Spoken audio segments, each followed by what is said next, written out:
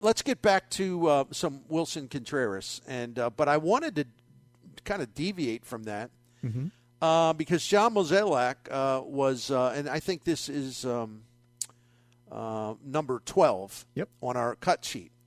You know, we keep saying, well, maybe they should go get an outfielder, and you know, one of the things that I've been saying is like, well, I like it as a general principle, but it's like, who is out there? They're not going to sign Brandon Nimmo. And of course, he re-signed for the Mets for a lot of money.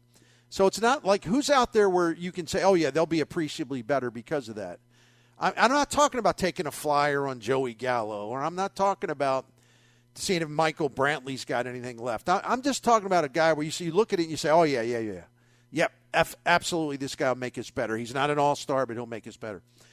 I think there's not much out there in that regard. So John Mozeliak, in effect, was asked about the outfield situation today at the Contreras presser, and this is what he had to say. You got to start with, right now, O'Neill, Nootbaar, and Carlson, right?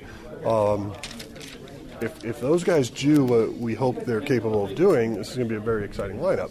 Now, you have a young man by the name of Jordan Walker, hasn't played out of Double-A, obviously had a lot of success in the fall league, good.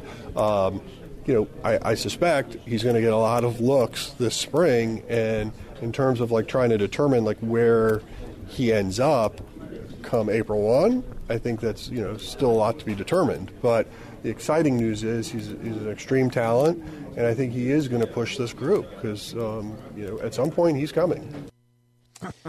When he lays it out like that, and it's not like it's a revelation, but he is absolutely clarifying that his outfield is still, the team is committed still, with Nootbaar presumably in right, Carlson in center, and, of course, Tyler O'Neill in left. Now, y'all going to get mad at me, and you can, but if they weren't going to make some big free agent move for an outfielder, or they weren't going to say, put O'Neill in a trade to get an outfielder or something like that, they're not crazy to believe that those two guys, O'Neill and Carlson, will bounce back simply if they can stay healthy. And with Carlson, it really was a legitimate thing where it wasn't like, oh, can you hand me that Gatorade? Oh, I just tore a hamstring. It's not like that. The dude, ripped some thumb ligaments playing. And, good luck trying to hit the ball hard with that. It's not an excuse. It is what it is. We all saw Carlson slug over 500 in the second half of the 2021 season. We saw O'Neill have MVP votes and great numbers in 2021. But then we saw O'Neill couldn't stay out of the weight room. His head was all messed up because of the arbitration battle. And he just never really fired out. He couldn't stay on the field. But if he can, and I know you don't have to tell me, that's a big if, right? We should be skeptical.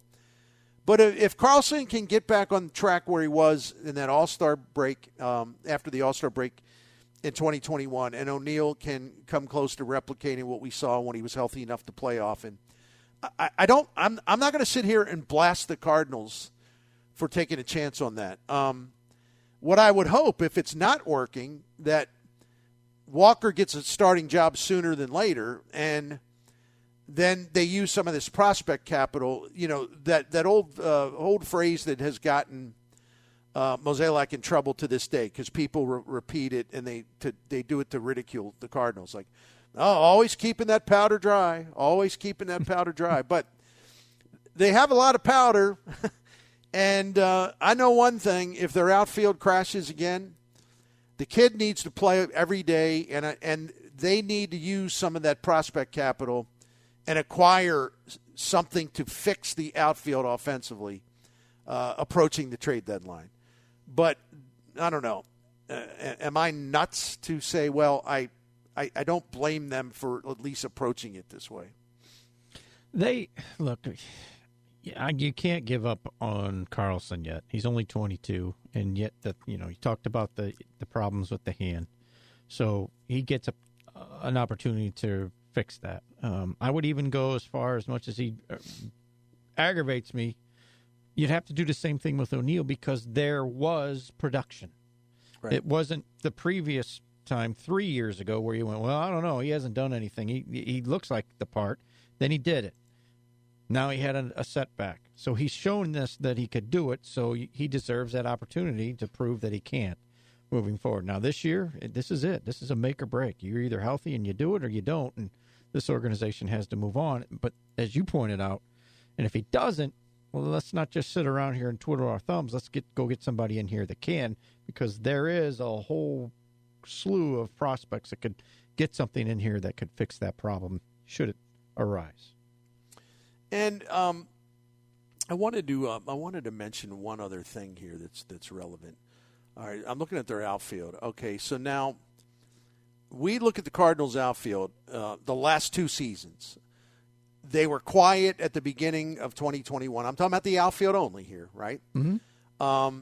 Bader was hurt all the time, and I used to talk about this a lot on the show. The Cardinals could not get their planned outfield on the field at the same time enough for them to have true impact, because it was mostly Bader, but O'Neill had a sequence of minor injuries, didn't keep him out long, but it did prevent him from playing every time he started getting something going.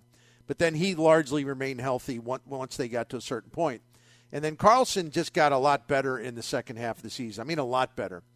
So then we look at last year and we say, well, wait a minute. Now, O'Neill's never out there, and, Bader's hurt, and he wasn't hitting, but now he's hurt. He's got that plantar fasciitis. Carlson's hurt. Something's bothering him. We found out later it was the thumb, and medical malpractice, not getting that attended to before that. Nootbaar for the first 3 months, didn't get a chance to play much, and he didn't settle in and start to perform well until roughly July 1st, and then he was great. Okay, so Alec Burleson came up, didn't do much. All right, Corey Dickerson they signed him. It took him 2 months to get something going, and he's not a power hitter, but he did a good job for them for a couple of months there. The reason why I'm reviewing all this, because what I'm going to tell you is going to surprise you. With all those problems, all these guys getting hurt, all these guys having the cold spells, no impact coming in from the outside much other than Corey Dickerson, all of this stuff going on, the last 2 seasons combined, the Cardinals are tied for 6th in the majors in terms of their percentage over the league average offensively. They're tied for 6th among 30 teams for their outfield production offensively. That surprises me. Yes. Because they had a hell of a lot of things go wrong, right? Yep, absolutely. And they very rarely had it settled in. And then, Brendan Donovan was part of their outfield last year too, and he helped. But my point, and I'll just shut up, but you got all this stuff going wrong, whether it be disappointing performances, injuries, et cetera, et cetera, et cetera. They were still a top 6 outfield offensively in the majors. I find that to be remarkable. And so that's why you can laugh at me. I said, I don't blame the Cardinals if they're going to go this way, because, number one, there's not anything out there you say, oh, yeah, that's it.